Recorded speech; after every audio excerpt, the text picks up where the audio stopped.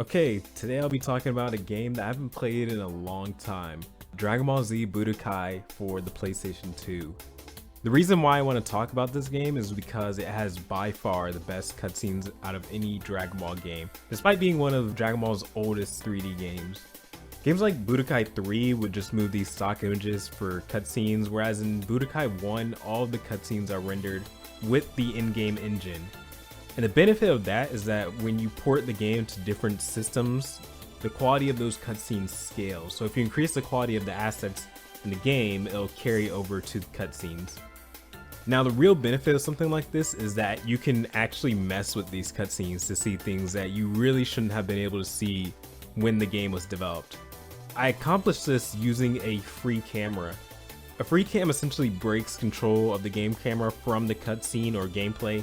It lets you move it to wherever you want to. While developer code will allow you to do this in the PS2 version of Budokai 1, playing the game through the GameCube's Dolphin emulator makes it very easy, and then lets you attribute most of the mouse controls and keyboard controls. So now you can essentially fly around as if you're in a first-person shooter, while all the characters and models continue doing their thing. And I'll tell you, I've seen some crazy things in the game. Really, what you're seeing here is the fact that the developers didn't need to pose or render everything if it's not in frame, which can lead to some ridiculous poses. I think the best example of this is towards the end of the game actually, where Cell is fighting Gohan. He does his scream, which I think has been memed 1,000 times.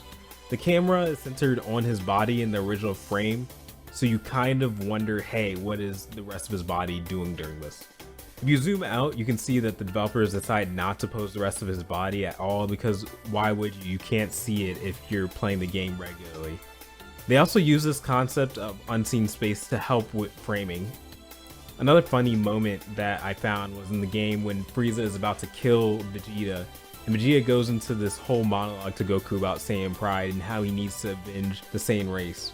In the anime, Frieza is watching along and listening, when in the game, we actually have the beam just waiting out in the cut to kill Vegeta. Then there's a scene where the androids come to find Goku and Piccolo's watching from the window. Roshi's house is technically fully modeled in the game, but I guess in order to optimize and make sure there's not a bunch of models that don't need to be there, it's just a single wall of the house visible while the rest of the house isn't visible at all.